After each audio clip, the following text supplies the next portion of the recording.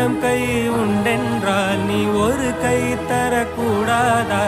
ஈராயிரம் கண் கொண்டாய் உன் ஒரு கண் என்னை பாராதா?